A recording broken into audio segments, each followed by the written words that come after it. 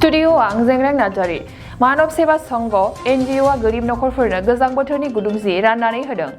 दतमानि बिरखां बर' आफादगिरि नराथम राय गाहाय नेहाथारि बिनद ब्रह्म गाहाय बोसोनगिरि बिथांमोननि दैदेननायाव मानव सेवा संघ एनजिअआ गोरिब नखरफोरनो गोजां बोथोरनि गुदुं जि राननानै होदों। बेनि अनगायैबो बे मानव सेवा संघ एनजिअआ गोजां बोथोरनि खासुखादा गामिनि गासै 75 गोरिब नखरनो कम्बल राननानै होयो। आरोबाव दतमा ओनसोलनि सिङाव थानाय गासै गंबा गामिनि गुबुन गुबुन हारिनि गोरिब नखरनो गासै 75 कम्बल राननानै होयो। बुंनो थाङोब्ला बिथां बिरखां बर'नि दैदेननाय बे एनजिअआ थांनाय 4 बोसोरनिफ्रायनो दुखुथिया नखरफोरनो हेफाजाब होनायजों लोगोसे समाजनि गोख्रों खामानि मावबोगासिनो दङ। जोंनि गुबै थांखिया गोरिब जायनाखि दुखिया मानसिफोरखौहाय एसे मदद खालामनाय आरो बे मदद खालामनाय थांखिखौ लानानै जोङो गोबाव सम जाबाय। गोबाव समनिफ्रायनो जोङो गामि गामि गिदिङो। जोंनि मानब सेवा एनजिअनि मेम्बारफोर आरो जोंनि जानाखि एजुकेटिभ कमिटिनि मानसिफोर बिसिनि दारै जों गोबां खबर मोनो आरो गोबां गामि एरियाफ्राव जोंनि मानब सेवा संघखौ दिनै मिथिबाय। मिथिनायनिफ्राय बिथांमोना खबर हरो जे गावसिनि एरियायाव माखासे समस्याजों जेला भुगिनानै थायो बेफोर खबरखौ जोंनो हरो आरो खबरखौ मोनोबा जों बे जायगासिम थांनानै जेसेबां हायो जोंनिफ्राय जों मदद खालामगासिनो दङ। दिनै नोंथांमोनहा जोङो दिनै गुदुं सिखौ 75 गामियाव होबाय। बेनि सिगां 50टा गामिखौ जों होखांबाय। दिनै बाव मोनबासो गामि दङ।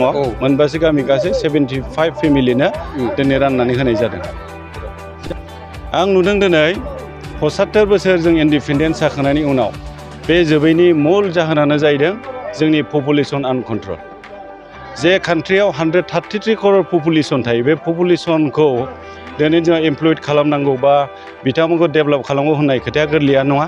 बेनिखायनो आं गभर्नमेन्टखौ रिक्वेस्ट खालामनो लुबैदों जेसेबां हायो आनएमप्लयड प्रब्लेमखौ फोजोबनो थाखाय जाहाथे खामानि मावो, गिदिर गिदिर इन्डास्ट्रि लाबोयो आरो जोंनि बे गोरिब दुखियाफोरनि फैनाय जानाखि लेबारफोरनि थाखाय फैनाय श्रम कार्ड, लेबार कार्ड बेफोरजों लोगोसे जेसेबांनाखि सुबिदा दिनै योजनाफोर दं बे योजनाफोरखौ नांगौ बायदि जाहाथे जोंनि गोरिब सुबुंफोरनो जोंनि गभर्नमेन्टआ राननानै होयो बा जगायना होयो। गामि गामि थांना बिथांमोनखौ खबर लायो।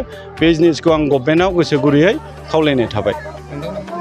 जोंनि एनजिअआ 17-18निफ्रायनो रेजिस्टार जानानै दंमोन, खिन्थु नांगौ बायदि जों बिदि सुबुं सिबिनो सुबिदा मोननाय जायाखैमोन। जोंबो बेस्थ'आव दंमोन। खिन्थु जों 2020निफ्राय एसे लकडाउन जानाय समनिफ्राय जोङो बे सुबिदाखौ मोननो हादों। लकडाउनावबो नियार एबाउट 100टा गामियाव जोङो माइरं, दालि, मास्क हायो जोंनिफ्राय जों राननानै होनाय जादों।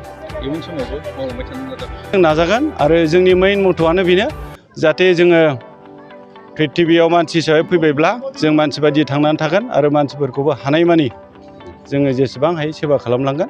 बे जोंनि फिउचार टार्गेट। এই দিনত মই এইটোৱেই ক'ম যে আমি আগন্তুক যি দিনবোৰ গৈছে অকুলি গ'ল, কিন্তু চৰকাৰে বহুত এই গৰীবৰ কাৰণে সুবিধাৰ কাৰণে বা স্কিমবিলাক আহে, কিন্তু আমাৰ কিছুমান নেতা পালিয়ে সেইবিলাকক সুবিধা নিদিয়ে পাব্লিকক। গতিকে আমি আজি লকডাউনৰ যোৱা 3 মাহৰ ফাৰ্ষ্ট যেতিয়া লকডাউন দিয়ে তেতিয়াও আমি তেনেকৈ এটা পদক্ষেপ লৈছিলোঁ আৰু আপোনালোকক কৈ দিলে আমাৰ প্ৰেচিডেণ্টে আমাৰ ৰেজিষ্ট্ৰেশ্যন কেতিয়া হৈছে। তো তেতিয়াৰ পৰাই আমি এনেকৈ মানুহ সেৱা কৰি আছোঁ অলপ অলপকৈ। এতিয়াও আমি ভাবি আছোঁ যে চৰকাৰৰ তৰফৰ পৰা কিছুমান এনেকৈ স্কিম আহে গৰীবৰ কাৰণে। চাওক এতিয়া শ্ৰম কাৰ্ডৰ যিটো এইটো এৱাৰনেছ দিব লাগিছিল, কিন্তু এৱাৰনেছটো নিদিল। সেইটো লৈ আমি অলপ ফাইট কৰিছোঁ অফিচত গৈ, আমাৰ প্ৰেচিডেণ্ট চাহাবে আৰু মই। তেতিয়া ক'লে ঠিক আছে এইটো আপোনালোকক কৰাই দিয়া হ'ব, আপোনালোকে ৰেডি হওক। তো আমি এটা সময়সীমা লৈছোঁ, ইমান দিনৰ ভিতৰত আমি মাতিম আপোনালোকক, আমাক এইটো দিব লাগিব। আৰু যিটো আমি এই মানৱ সেৱা সংঘৰ আমি এনেকৈ এটা এইটো কিন্তু অকলে বা 2-4জনৰ হেৰি নহয়। আমি এইকাৰণে এই এৱাৰনেছটো কৰি ঘূৰি আছোঁ যাতে আমাৰ লগত গোটেই ৰাইজৰ মানুহে যাতে আমাৰ লগত সহায় কৰে, তেতিয়াহ'লে নিশ্চয় আমি আগবাঢ়িবৰ এটা ৰাস্তা পাম। এইখিনি মোৰ ক'ব লগা।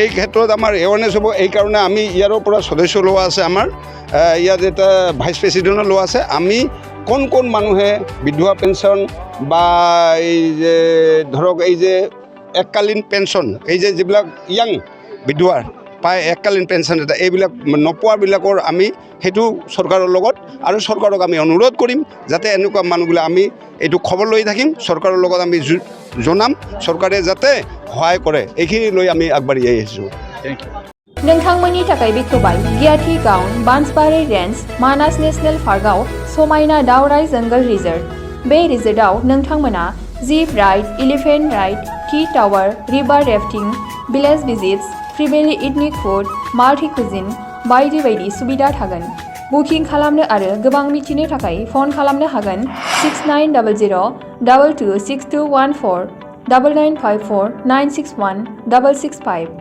8638360282 9859161912 दावराइ जंगल रिजर्ट मानास नेशनेल पार्क कियाथि गाउन